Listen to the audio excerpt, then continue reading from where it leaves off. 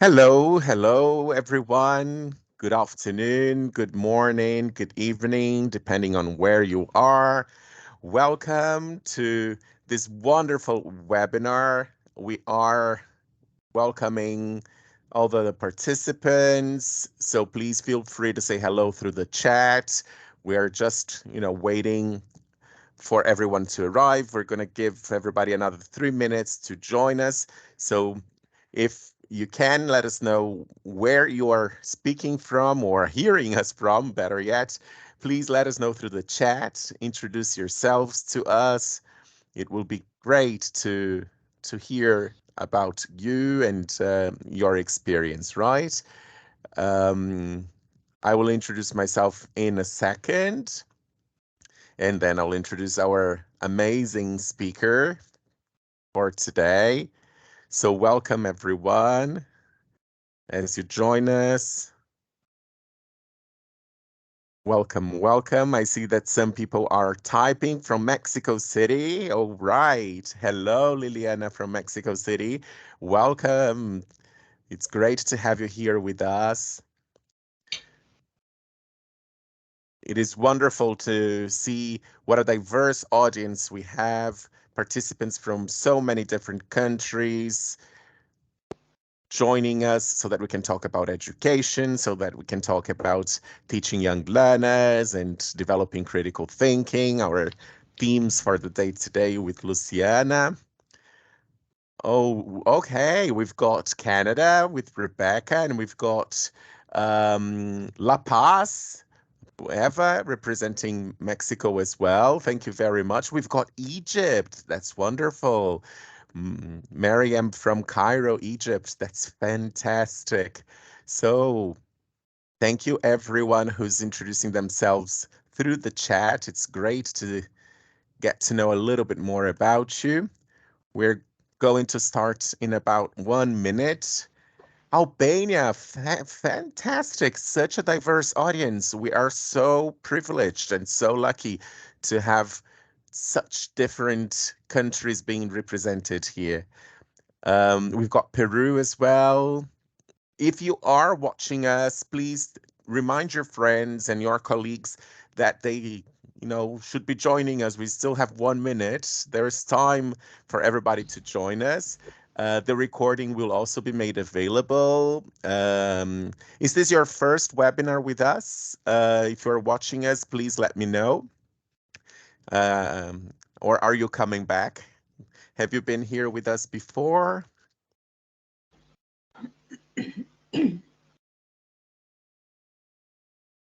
Well, it's 2 o'clock now, officially, and I would like to welcome everyone who is watching us live or who is watching the recorded version of this webinar. My name is Vini Nobre, and I am the Director of Pedagogy for Everybody Loves Languages, and I am extremely happy, very, very happy to be here with you today. There are people from lots of different countries. We've got South Africa, Moldova. It is amazing to have you all here with us.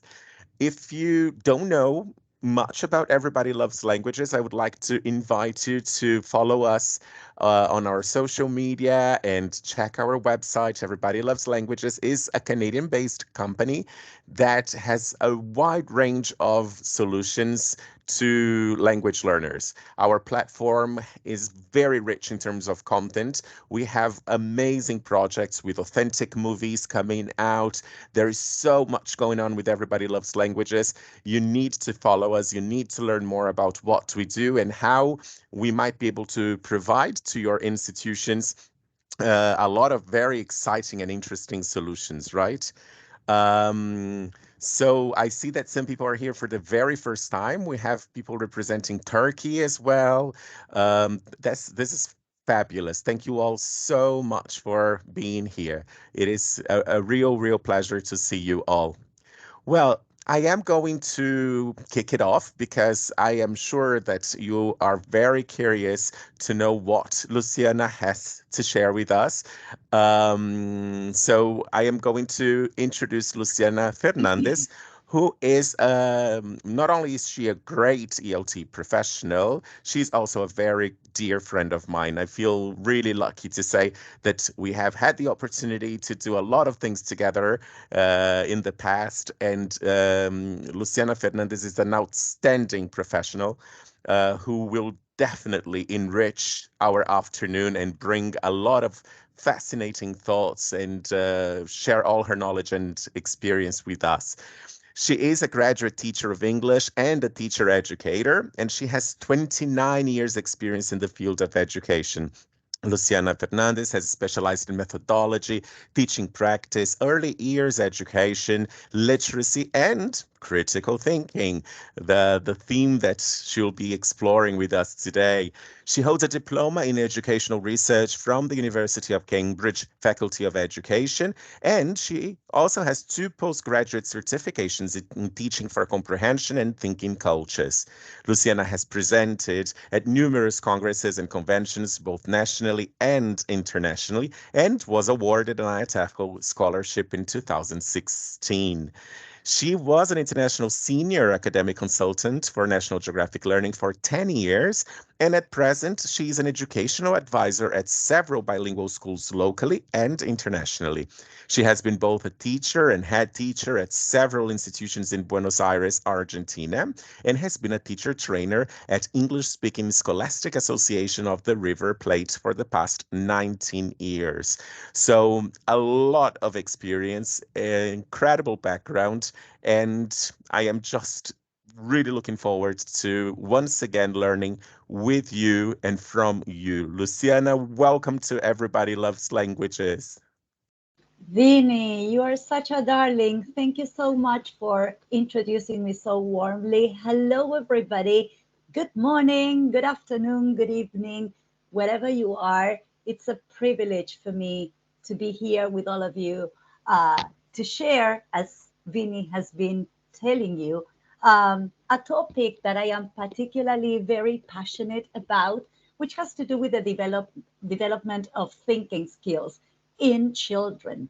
So, everybody, I hope you make the most of this session. And of course, I want to welcome you to ask questions and make comments, which we're going to be addressing throughout the presentation. So, Vinny, thank you once again.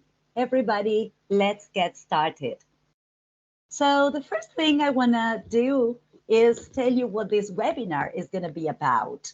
So the first thing we are going to be addressing today is what thinking is and what do we know about thinking, particularly what is it that we know about the thinking child.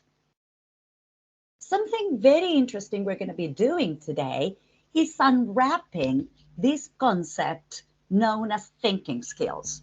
We're going to be talking about creative thinking, critical thinking, and problem solving. Apart from talking about thinking skills and unwrapping thinking skills and defining what creative, critical thinking are and problem solving as well, we're going to be going straight into how they can be taught and how we can develop these skills in the language classroom. And last but not least, we're going to be talking about teaching for thinking. And how is it that the development of thinking skills is going to foster language development in our classes as well. So as you can see, we've got a very ambitious agenda ahead, so we'd better get started. So first thing we are going to do, as I told you a couple of minutes ago, is begin with the question, what is thinking? And what do we know about thinking? So you will probably recognize the photo we've got on the slide right now. This is The Thinker by Conan.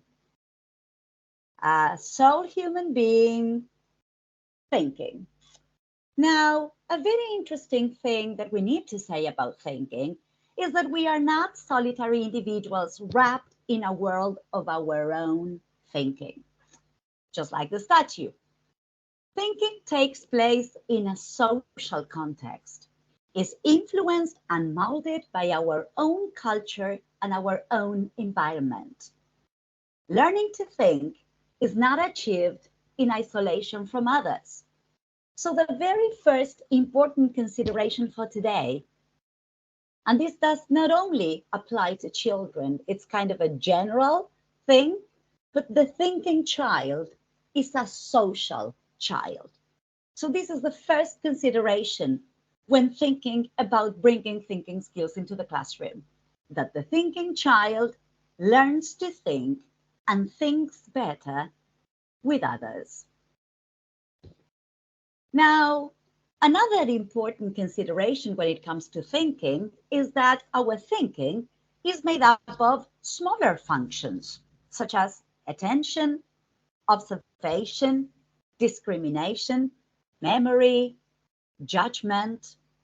And although we are born with all these mental faculties, it's not important the mental faculties that we are born with, but how they are used, and most importantly, how they can develop.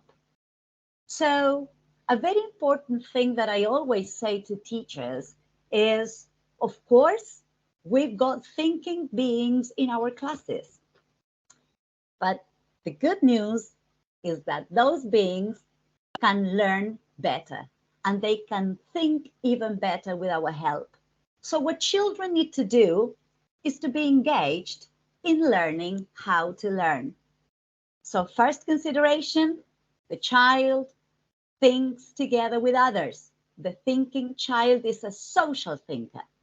And of course, children need to be taught thinking skills because thinking skills can be learned, developed, and if used appropriately, my goodness, it's going to be a blast. Let's move on. About learning to learn, I want you to think about learning to learn as a kind of mental PE, And this has to do with providing children special exercises for strengthening attention, memory, perception, invention, analysis, judgment, and will. And talking about important factors in teaching children how to think, something very important that we teachers need to bear in mind is that we need to look at the reasons why the child is thinking in a given way. We need to go deeper into their thinking, and we have to propel their thinking forward with the questions that we ask. We're going to be looking at that later on. There is a need to remember that thinking is doing and not just being told. It's an active process, not a passive one. And last but not least, the need for children to explore certain key concepts. And this is going to help unlock their potential. So, in brief, this is the thinking child, a social thinker who can learn how to think with cognitive functions that need to be and can be strengthened.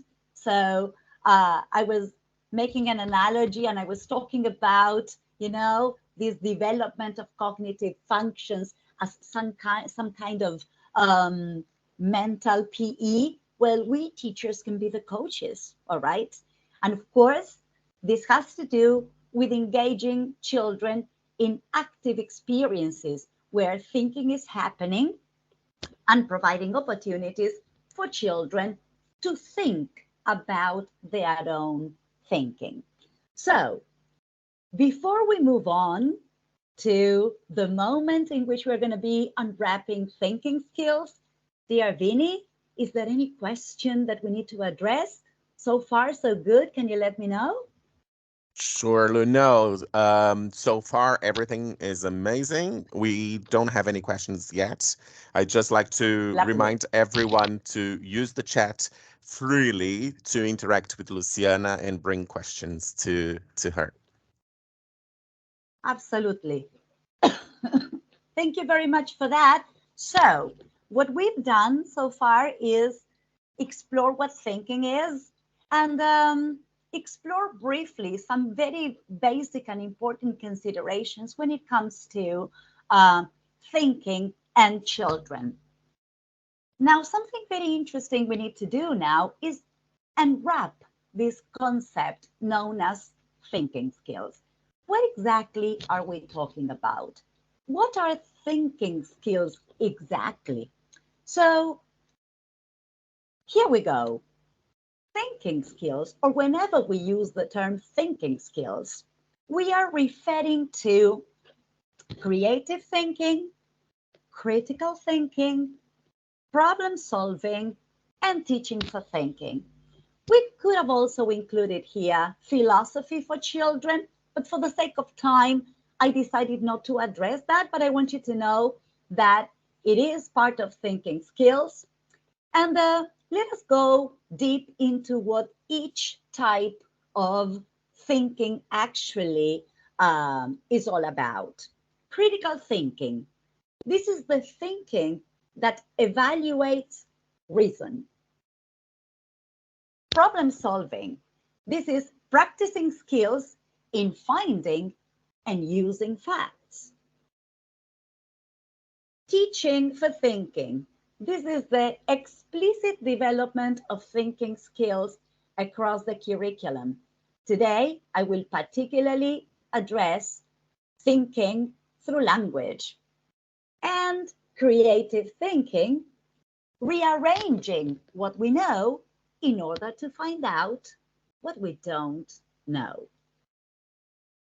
And so what I'm going to be doing right now is address each and every of these sub skills within thinking skills that I have shown you. I have just shown you. So let us go to thinking skills and how is it that they can be taught and developed in the language classroom. As Vinny told you, if as I am presenting, you've got a comment or a question, please use the chat freely. In a little while, I will ask Vinny again if there are any comments or questions to address. Let us look at creative thinking. So the first thing we are going to answer right now is, what do we mean by creative thinking? Creativity is something that a creative person uses to make a creative product. So that's one way in which we can define creativity. A creative idea or product is usually defined as original and appropriate. Creative products can be tangible or less tangible. For example, an idea can be creative and it's not tangible. It's less tangible than, for example, sculpture. Creativity is a collection of attitudes and abilities that lead a person to produce something creative.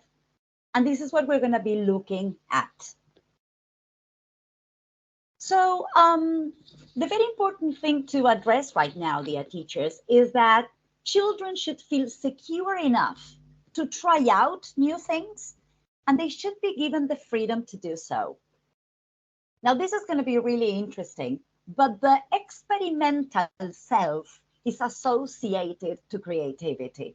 If you look at the characteristics of the experimental self, it's when somebody is open to experience, curious, when somebody is speculating, when somebody is intuitive, unconventional, shows independence, does not mind being wrong and understands that being wrong is part of the learning process. It's a risk taker, seeking new patterns, making connections, playful, seeing the fun of things.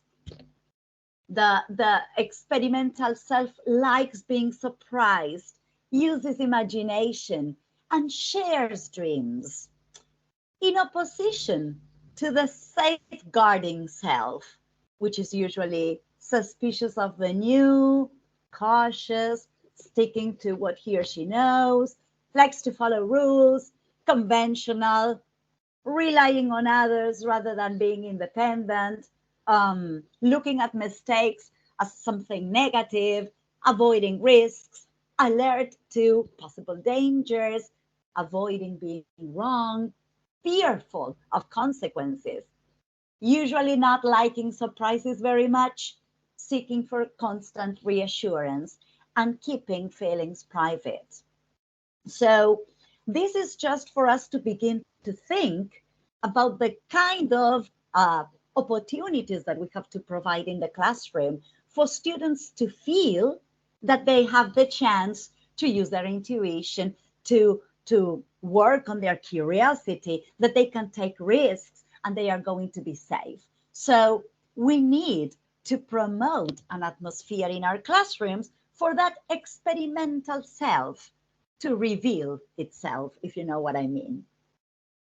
So, when talking about bringing thinking skills into the classroom and particularly creative thinking, we need to be encouraging adults. We need to allow time, focus on our kids' thinking, defer judgment, stress independence. We need to be optimistic about the outcomes, and we need to be active listeners, show real interest in what our students have to say when they are sharing their thoughts and ideas. We need to challenge children to try out new ideas. Definitely, we need to value what they say and encourage them to play. And one of the most important things, we need to use open-ended questions, trigger curiosity, ask the questions that truly propel thinking. And before we move on to how we can work on this in the classroom, another thing that we need to be absolutely familiar with is the creative process. The creative process has got very clear stages, moving from stimulus to exploration, and then planning, activity, and review. Let's look at each of these stages. The initial stimulus is or might be prompted by an awareness that there is a problem to be solved, an idea that needs to be explored further. It's what we do in the class to spark the creative impulse. And we're going to look at how we can do that. Exploration. Okay, now that we know the problem we have to solve, or we are clear about the question that we want to answer, or that we know what is it that we want to find out or go deeper into, we are going to move into investigating. And I love this, looking afresh at what sometimes you normally take for granted. So I know the problem to be solved, or the question to ask, or what I want to explore, okay? I need to be able to look at it from different perspectives. We need to gather information, and we need to make our thinking as we are exploring sources of information visible. The creative process begins with ideas, but it is what you do with those ideas that truly matters.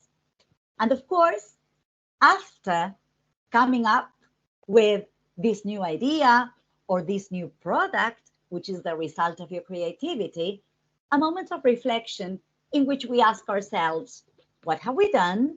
How successful was it? How might it be improved? Did we achieve the objectives that we wanted to achieve? And so let us look at creative thinking in the language classroom. And I'm pretty sure that you probably, as I was defining creative thinking, you may have thought about, for example, inquiry-based learning, project-based learning. And I once came across what you are looking at on your screens right now, which are the different projects that we can engage our students in. Projects, what will I learn projects, but particularly, what will I create projects, which are projects that will allow students to invent, create, make new products or improve already existing products. Also looking at what will I solve projects, which are projects that allow our students to identify a problem and come up with possible solutions. Or why not also looking at how can I make an impact projects, which are projects that seek to come up with a product which is going to have a positive impact towards others. So if you are already working with inquiry-based learning, and you know that in inquiry-based learning, the whole journey begins with sparking students' curiosity through a trigger or a question, and then embarking on the production of something original that you're going to be presenting to others, you are already promoting creative thinking. But let's look at some good ideas to bring into the classroom. For example, look at scampering. I don't know if you've ever heard about this before. What's to scamper? Scamper, substitute, combine, adapt, modify, put to other uses, eliminate, and rearrange. And here I have included for you the questions within each of the letters, like in the case of substituting, who else instead? What else instead? Other place, other time, other material, other approach.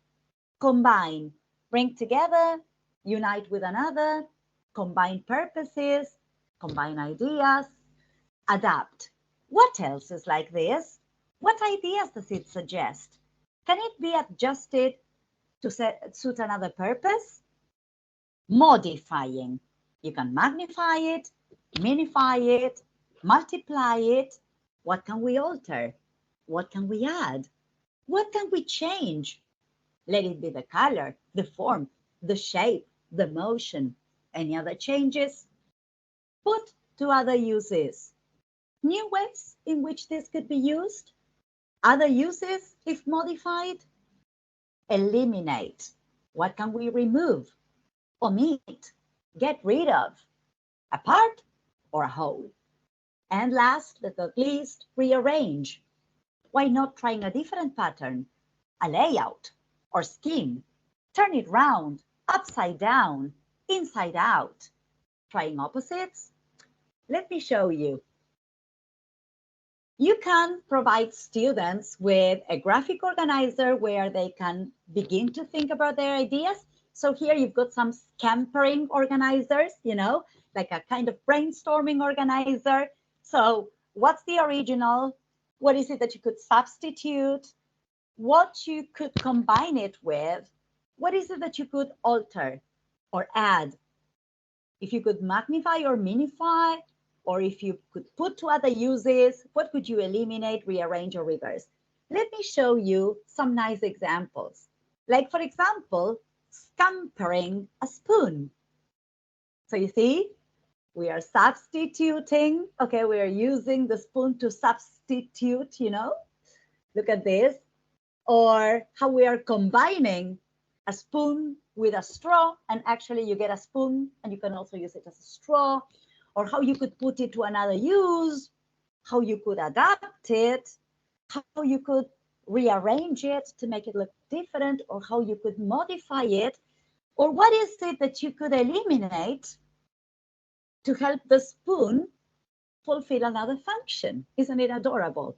Or, for example, this other example, and this was done by a second grader, okay? Scampering an umbrella to make it a carrier, or even a boat, or combining an umbrella with a hippo, or turning this into a seat, all right?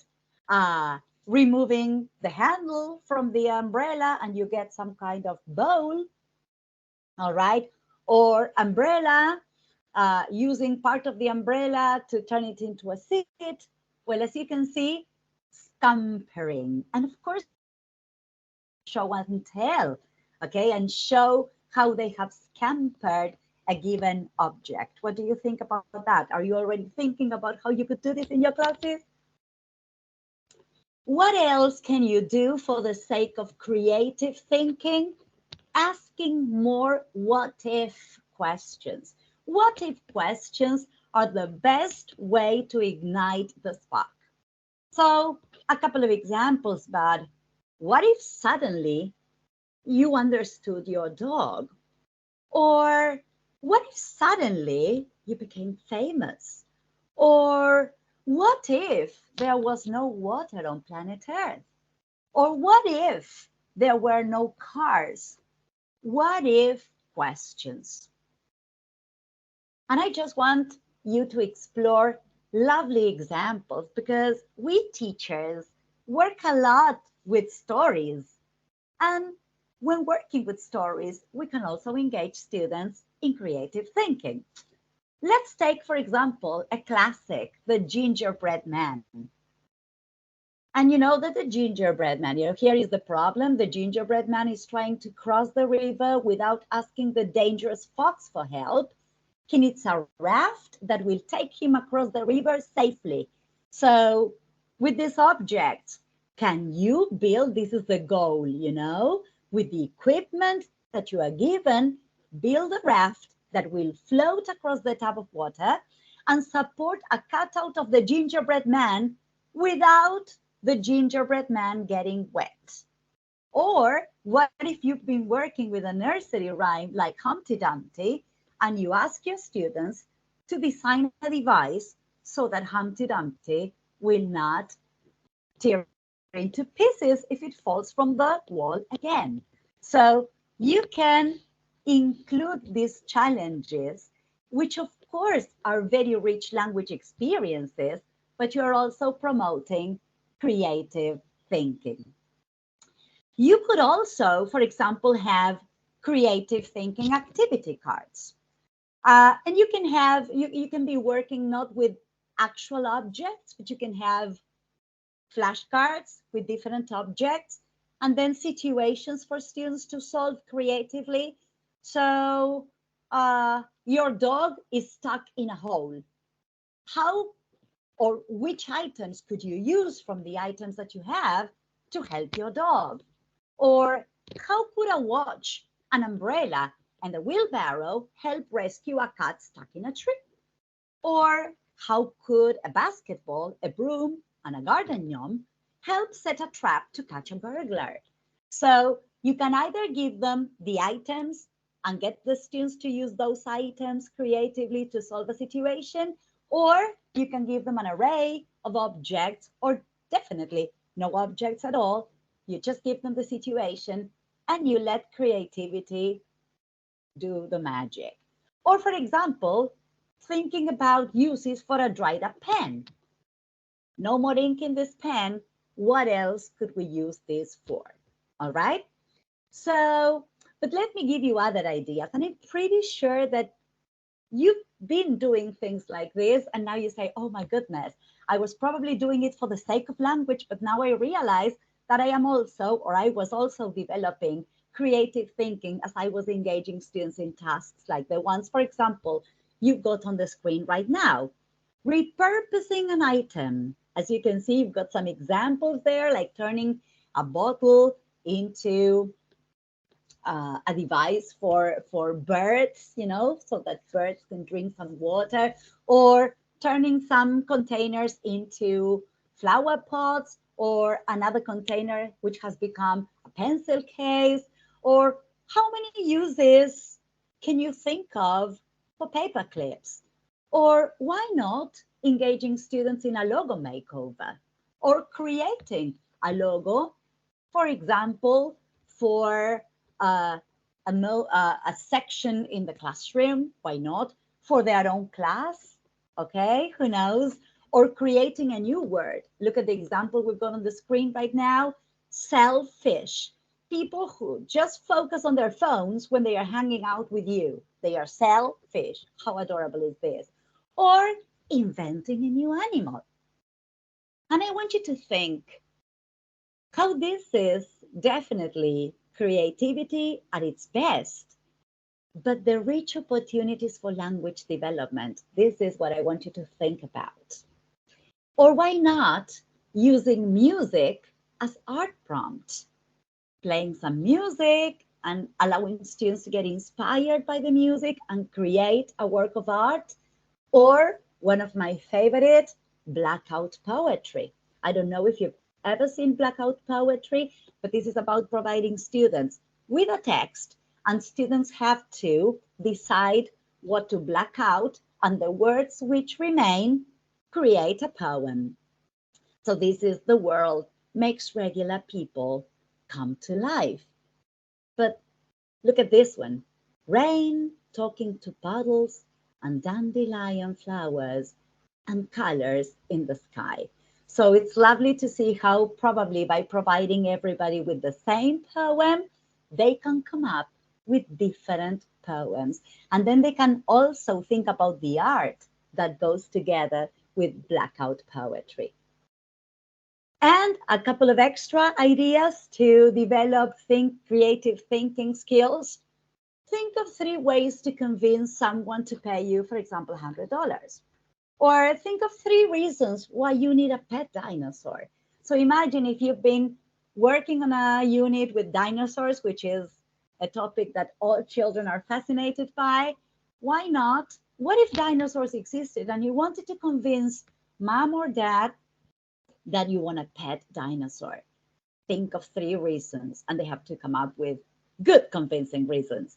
Think of 3 arguments why you should be the principal, all right? Or think of 3 solutions to end world hunger.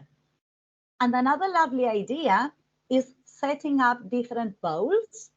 And I don't know if you can see this clearly, but one bowl is for characters, the other one is for setting, and the other one is for actions. So students are going to have different slips of paper inside the bowls, and they're going to be removing one. So, okay, my character is going to be a baker. When in medieval Europe, oh my goodness, the action robbing a bank. And with those 3 elements, creativity to work and come up with a story. So before we move on to critical thinking, Vinny, can you tell me if there is any question or comment about how we can develop creative thinking skills? Yes, of course. Look, first, there's a lot of positive feedback. There are comments praising the examples. There are people saying wonderful examples, impressive ideas. They loved the blackout poem as well. And there is a very interesting question, which I think this might be the moment to address, or if you prefer, I can ask you the question at the end again, which is how can we use open-ended questions effectively with young learners that have very low levels of proficiency? You gave some examples on how we can use the what if questions, for instance. So I think this is a very interesting reflection here. It's a very good question, which I must say I have anticipated. So you know what, Vinny? I'm gonna leave it for the end of the session because it's gonna be connected to something we're gonna see eventually. Does that sound good? That's perfect. Perfect. Lovely, lovely. But it's a great question. It's a great question. Now we've talked about creative thinking.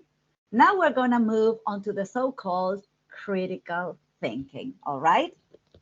So, what is critical thinking? Learning to think critically is learning how to question, when to question, and what questions to ask. But it's also about learning how to reason, when to use reasoning, and what reasoning methods to use. So, critical thinking can be unwrapped as well. So, it's all about thinking how critical thinking is in times when our students have so much access to information. A critical thinker, when facing any type of information, is going to ask himself or herself, is this meaningful? Is this clear? Is this consistent? Is it logical? Is it precise? Does this follow any rule? Is this accurate? Is this justified? Is this relevant?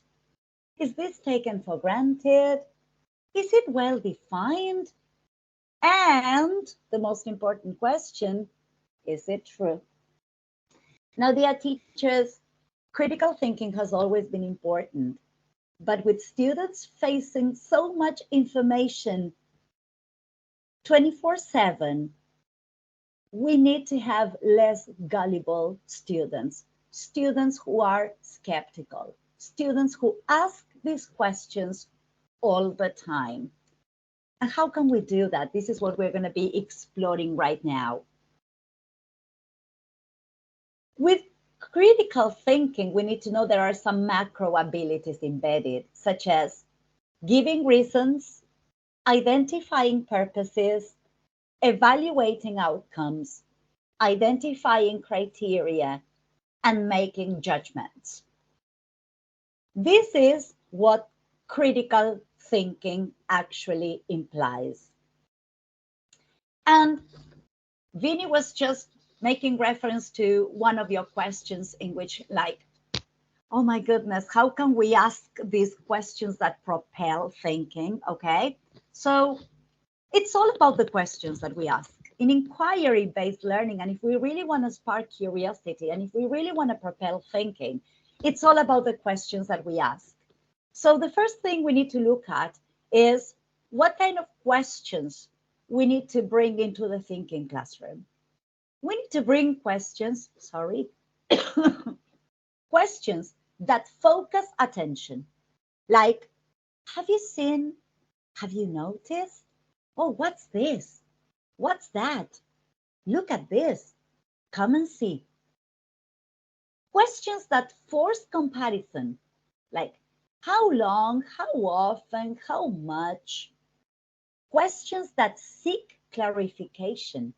And these questions, dear teachers, are very important. What do you mean by?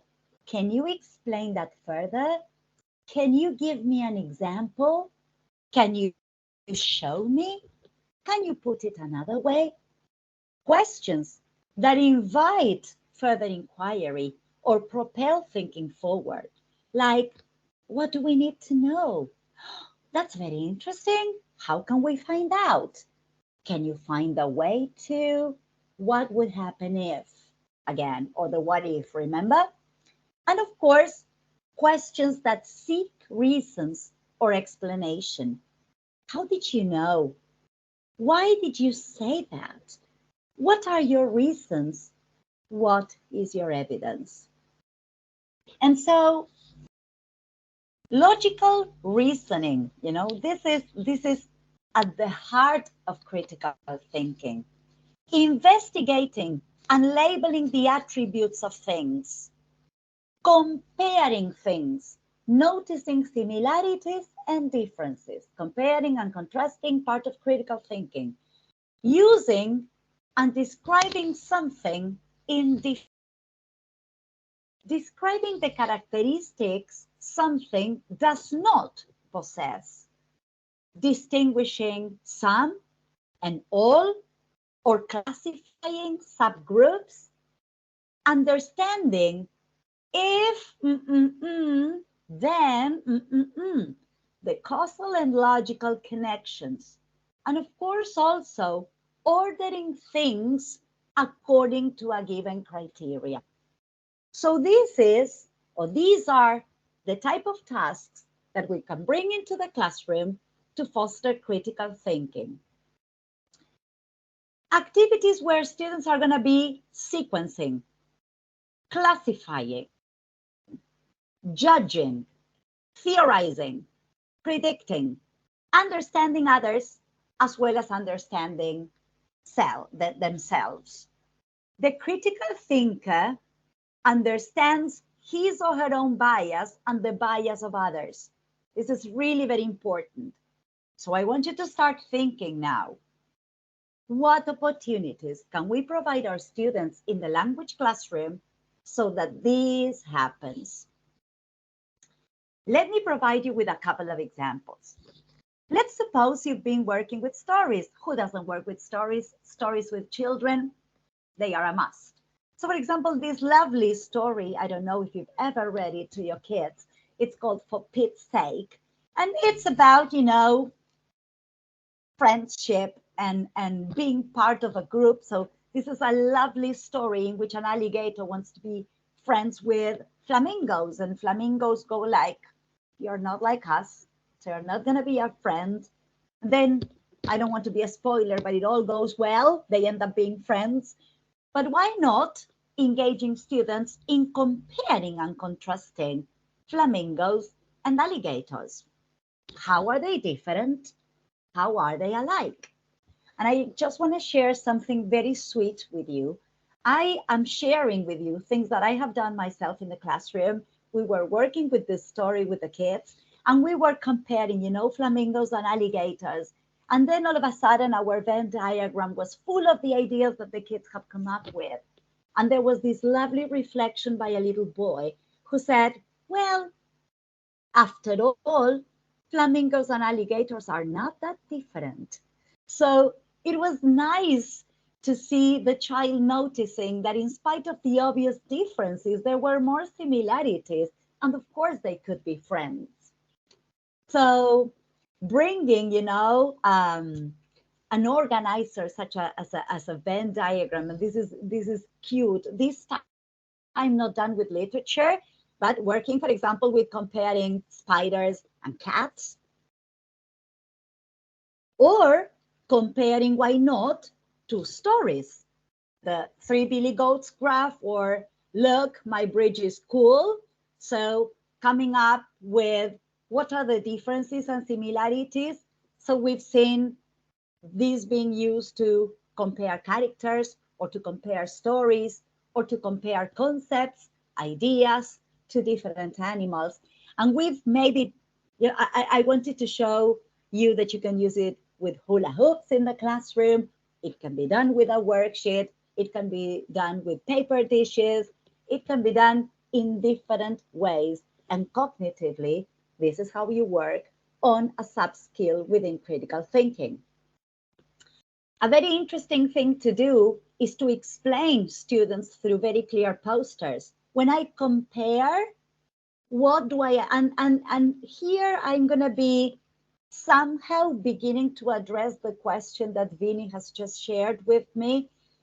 And I think that this is not going to be a news flash to anybody, but if we really want interaction in the classroom and we want participation, we need to pre-teach our students the language for the task. So it's really very important. If students are going to be expected to compare and contrast, which is a thinking skill, how can we provide them with the language to be able to compare and contrast? So pre-teaching, okay, the vocabulary and the structural language, the language for thinking is going to be a key factor here. Let me show you the importance also of graphic organizers as a way of making thinking visible. So here we've got compare and contrast, similarities and differences, the first text, the second text, the similarities and the differences, or a worksheet for a main topic, and derived from this topic, this subtopic and this other subtopic, how are they alike, how are they different? So remember that to make thinking visible, these graphic organizers are always a great idea for the classroom. More options, for example, comparing and contrasting matrix. This is also a very good idea. So we are comparing here 3 things, not 2, and we are spotting the attributes of these 3 things we are comparing. Notice how we are working on two skills of critical thinking: spotting attributes, comparing and contrasting. Or why not also using webs, all right, where we have, for example, one central idea and the ideas that we are spotting derived from that. Remember, classifying and categorizing are also major skills within critical thinking. So graphic organizers like the ones you've got on the screen right now really help. And these graphic organizers are fantastic. If let's imagine that I'm thinking about animals. So how can I classify or categorize animals? I can think of water animals, air animals, land animals, or I can think about farm animals or pets. So one very nice thing to do is also provide the opportunity for students to come up with a criteria for classification and categorization. But this you've got different ways in which you can engage your students in classifying. So why not, for example, toys, dangerous toys, outdoors, indoors. So you can give students the criteria or allow students to come up with the criteria themselves. And for example, sequencing, okay? So if you've been working on a unit on, for example, food, and you've been providing students with a vocabulary for kitchen implements or different foods, or why not actions such as spreading and cutting and eating, they can sequence, for example, the steps for making a sandwich. Or if you've been working on a unit on gardening or plants, they can sequence, for example, the pictures in the right order. Needless to say, also sequencing the main events in a story, all right? So you can provide students with very simple texts or working with a whole book and then providing students with the opportunity to put the events or details in sequential order. And these fantastic graphic organizers then can invite students to retell, for example, what they have read. And more story sequence, first, next, then, last. Notice also, these words for sequencing events, or if we are working on sequencing the stages in a cycle. And when thinking about cycle, all right, the very hungry caterpillar, which is a very famous story for kids, and the caterpillar follows a given order day by day, eating different fruits and food. And notice this lovely idea with pegs and pop stick, and the kids can be sequencing, and there are no words here, it's just visuals. So first, the very hungry caterpillar ate, and we can be sequencing. So not necessarily does it need to be a worksheet. We can be working, for example, as we are doing here, with wooden pegs. And this is gonna help students reinforce the language of the story, plus the sequencing skills of critical thinking. What about another sub-skill of critical thinking, making predictions? And I just love these ideas that I wanted to share with you. I can make predictions while I read, or inviting students to draw a picture about what they think is going to happen next, or they can be looking at text evidence, looking at an illustration or looking at text and making a prediction based on that.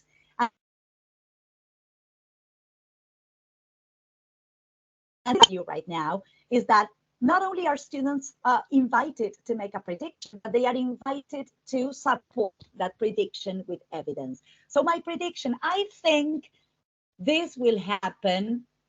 Why do I think this will happen? But then look at the third example. This is like cross-checking my initial prediction with what actually happened. Very nice ideas to work with stories, or also making predictions, okay? If the students are going to be working with a story or an experiment. So Again, not only worksheets, but it could also be classroom posters. I think will happen because notice, and we are going back to the question that Vinny shared with me some minutes ago, how the thinking skill expected is supported with the language chunks for the students to be able to express, in this case, their predictions. And for example, again, more examples, your prediction, why do you think so? What actually happened? Okay. And this other example on the screen right now, like this is my prediction based on this text evidence, and then whether this was confirmed or if something completely different happened. And last but not least, we teachers have always worked with visuals, but a confession to be made is that most of the time we go for the questions, what can you see? We need to push students to think beyond what they are looking at, and we can ask, what is going on? What do you think is going on? And what do you see that makes you say that? So making inferences and using, in this case, the evidence of pictures to speculate, to hypothesize, all right, to think the before the picture. What do you think happened before and what do you think is going to happen afterwards? What if you've been working with another classic like Goldilocks and the Three Bears, and then you get students to participate in a tug of war so that they can take a position, you know? Should Goldilocks have gone into the Three Bears' house? Yes? No? What do you think? And the students say, well, I think, but you know what? It's not about just saying what you think. It's about justifying why you say so. So you can engage your students in lovely discussions. Or what about chores? Do you think they are fair or unfair? So here you also have a graphic organizer for a tug of war. You can bring a dilemma into the classroom and invite students to take a position.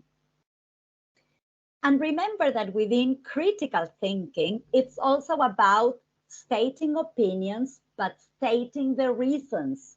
Reasons. Remember, it's so associated to critical thinking. So identifying cause and effect, or giving an opinion about a topic, which is the easiest thing to do, and then moving on to the hard part, which is giving the reasons for your opinion. So here you've got some lovely ideas that you can take to your classes, together with something that I use with students all the time, which is the Oreo opinion writing. O, opinion. R, give the reason. E, provide an example. O, restate your opinion. How amazing is that? And this is not just for writing. It can be done, it can be used even if students are given an opinion in a debate or a classroom or a class discussion. And also within critical thinking, identifying a fact, what is a fact and what is an opinion. Identifying a fact and an opinion. And other ideas which are beautiful and I use in the classes all the time, and I'm sure they work, is getting students to see things from other perspectives. So a routine like the one I am sharing with you now, I am thinking of from the point of view of, so I am not any longer myself here, I'm trying to see things from the perspective of others. To introduce point of view, something that I use all the time is using, for example, classics like it might be Cinderella told by another character. So these are very nice versions like, seriously, Cinderella is so annoying, as told by the wicked stepmother. Okay, because remember that just like in everything else, there is a voice in everything we read, and there are voices that have been silenced. So it's a very good way in which we can work with point of view with children. Or the true story of the three little pigs, let me tell you, as told by the wolf. And why not pushing students to creativity and telling them, choose another character and tell the story from that character's point of view. Or, believe me, Goldilocks rocks, this time being told by Baby Bear. So we need to move on to the last one, problem solving. Vinny, how's everything? Do we have any other question to address urgently, or can we move on? We can move on, Lou. No new questions now. All right, lovely. So I know that I'm probably running out of time, but let us move on to problem solving. Problem solving as another sub-skill within thinking skills is all about skills and strategies again. It's identifying the problem. What is the problem? How can I explain the problem? What can I do about this problem? And which way is the best to solve the problem? How can I tackle this? So the stages for problem solving are understanding the problem, planning the action, tackling the task, and reviewing the situation. So within inquiry-based learning, I've been mentioning project-based learning, but then there is also problem-based learning with the typical, how can I solve this problem projects? So students are assigned or identify a problem. They decide what area of the problem they want to tackle, and they get together, okay, to come up with a possible solution. Some practical ideas for the classroom. Graphic organizers, again, like think, puzzle, explore. What do I think about this? What questions or puzzles do I have about this topic? And deciding the course of action to explore further. Or the very famous KWL chart. What do I know? What is it that I want to know? What's a puzzle for me? How do I intend to find out? And then, of course, what have I learned or what solution have I come up with? But there are other very nice worksheets that you can provide students with. So we can all work on a problem, and more, dear teachers, there are course books for the language classroom, which are divided into inquiry units, and they begin with a question. So for example, how can we stop pollution? So that's the problem.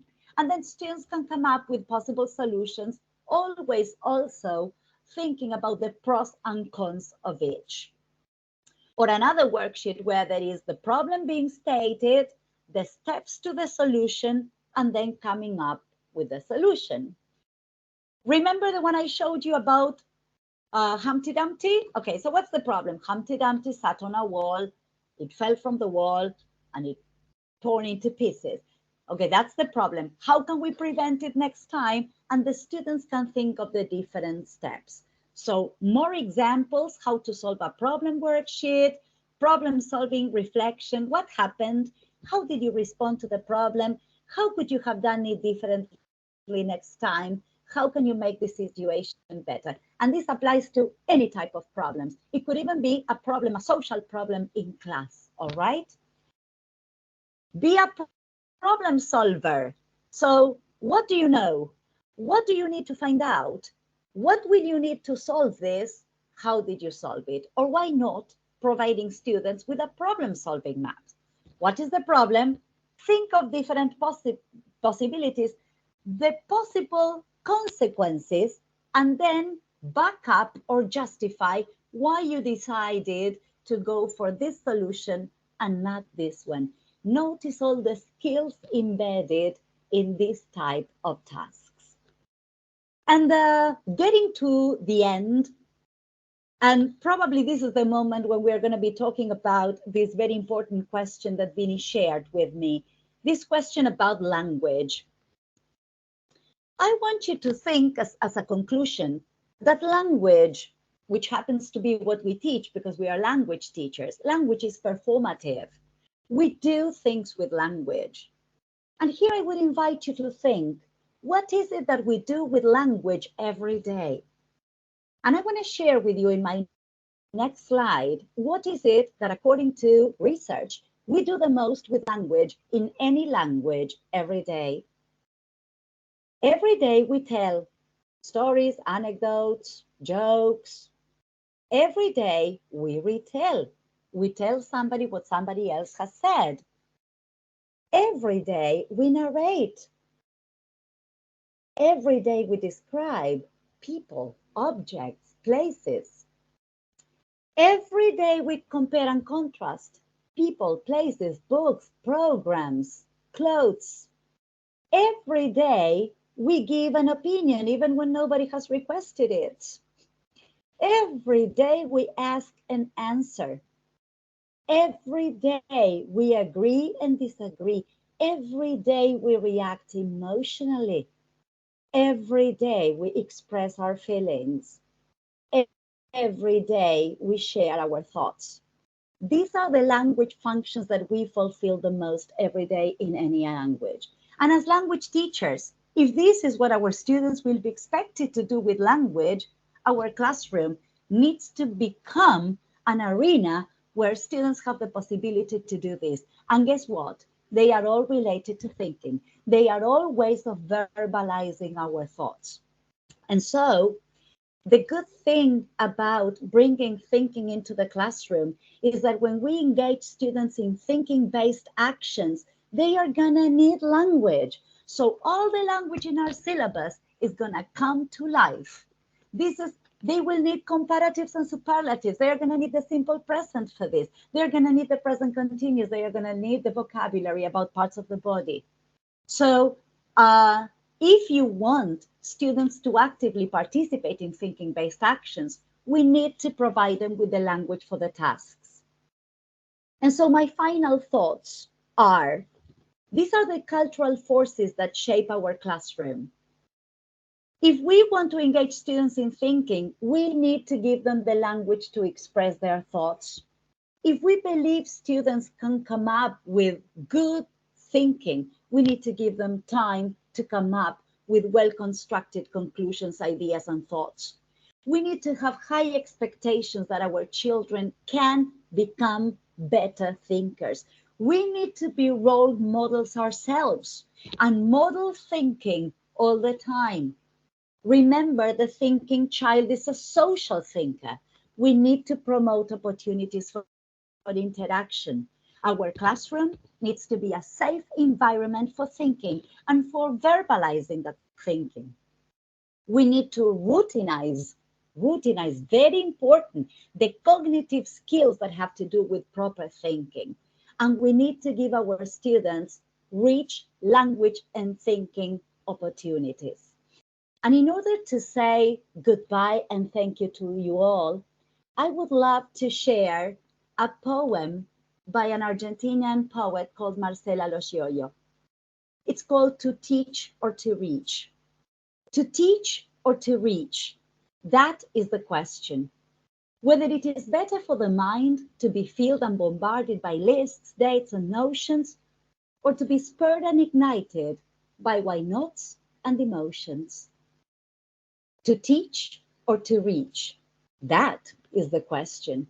Whether it is better for the kid to be caged and kept in a cute, comfy class, or to be pushed to spread wings and dare to drift and try and err, while we watch and guide, always alert. To teach or to reach, to give or incite, to make them repeat or let them decide, to force them to follow or move them to lead, to avoid the unknown or embrace what is free. Thank you very much, everybody. And now I am ready for any question or comment, my dearest Vinny. Luciana, thank you. On behalf of Everybody Loves Languages and everybody who is here, I would like to thank you very, very much for such an insightful and incredibly rich 1 hour. I honestly don't know how you've managed to, condense so much information, so many ideas in 1 hour. This was incredible. I'm actually going to quote one of the participants that says that this is by far the most fruitful lecture they have ever attended. Oh, oh So my. Yes, thank you so much. I think I speak on behalf of everyone that this was great. Beautiful poem to wrap up the lecture. We're very lucky to have you. And I just, want to thank everybody who is participating here today, everybody who has joined us, and send Luciana all our love. And Oh, may she continue inspiring educators all around the world. So thank you very much, Lou, and nice. thank you everyone who's out there watching us. Thank you, everybody. And here is my email address. I'm happy to share anything, more ideas, and to remain in contact. Vinny, you know how much I adore you, and I couldn't be more thankful for this invitation. All my love to everybody, and get your students to think. That's a wonderful, wonderful way to finish this amazing lecture. Lou, big kiss. Thanks, everybody. Have a great week, everyone. Yeah, enjoy your day and your week, everybody. Thank you so much for being here.